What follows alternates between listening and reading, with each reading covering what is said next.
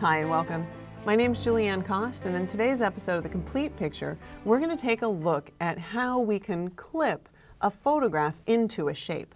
Now, that shape can be a shape that you've created with one of the shape tools, it can be a shape that you've drawn with a pen tool, or it can even be type. So we're going to take a look at 3 different ways to do this, and the reason that we're looking at more than one way is because each one of them offers kind of a different amount of flexibility.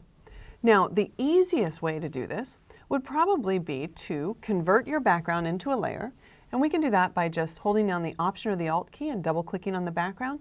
That actually converts the background into a layer without bringing up that dialog box to rename it, because you can always rename your layers later.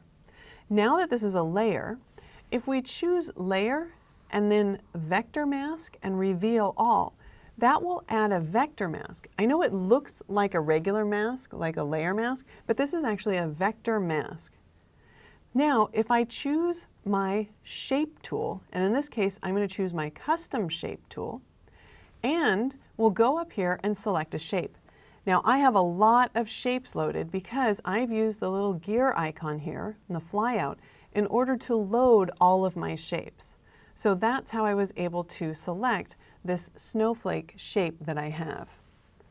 All right, once I've got my shape selected, I need to make sure over on the left-hand side that I'm simply creating a path.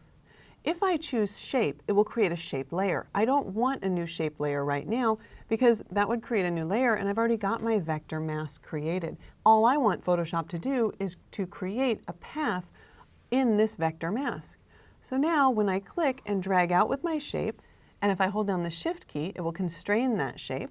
And when I let go, you can see that that vector mask is masking the photo so that it only shows up within the shape. So now we can continue on and maybe add something like a drop shadow and scoot that drop shadow out of the way a little and maybe change the size a bit. And that's really the first way that you can kind of clip or reveal a photograph within a shape. But there's another way that I want to show you now that has a little bit more flexibility. So let's go ahead and I'm going to throw away the vector mask by dragging it into the trash can and clicking OK.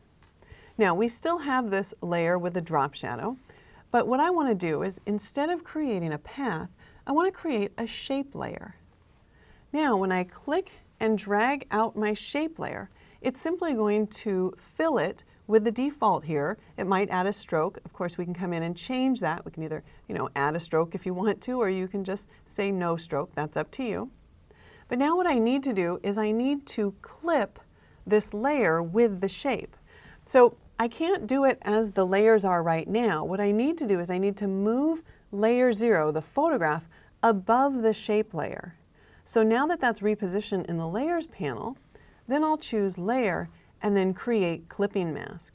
And when I do that, you can see now that my photograph is being clipped, or it's only showing up or being displayed inside the shape.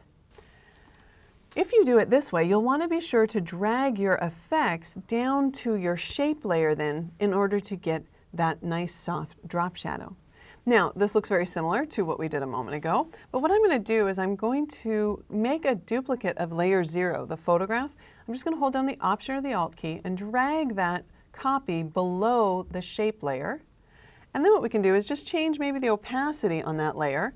I tap the V key to get the Move tool, and then I'll tap the 5 key so that we get kind of a screened back look on the image behind the one that we've clipped. So just kind of a secondary alternative. You could also do that with the shape and the vector mask that we did a minute ago, but some people prefer to do it this way.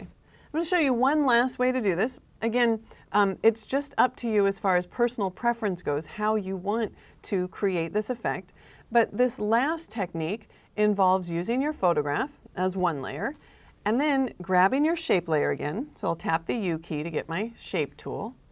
And this time I'm going to create a shape layer just like we did a moment ago. And I'll click and drag out one. And then we can click and drag out another one. So I'm making multiple shape layers here. And by making multiple shape layers, it just makes it really easy for me to move around these objects. So with each shape on its own layer, in the Layers panel, I'll select all of the shapes, use Command or Control G in order to group those, And then in Photoshop CS6, we can go ahead and move the photograph above the group and then clip it by choosing Layer and then Create Clipping Mask or Command-Shift-G. So now we've got a number of shape layers, and if we select one of these shape layers, we can then use our Move tool in order to move around that shape and reposition it and do everything independently of the other shapes. Now obviously with a vector mask you could do that same thing and have multiple shapes on a vector mask, but you might want the added flexibility of doing it this way because let's say, for example, you might want to change the opacity of some of the shape layers, or you might want to add a stroke to them, or you might want to add a different effect on one shape than you do on the other. Excellent. Well, there you have it. There's 3 different ways that you can clip a photograph to a shape in Photoshop. My name's Julieanne Koss. Thanks for watching.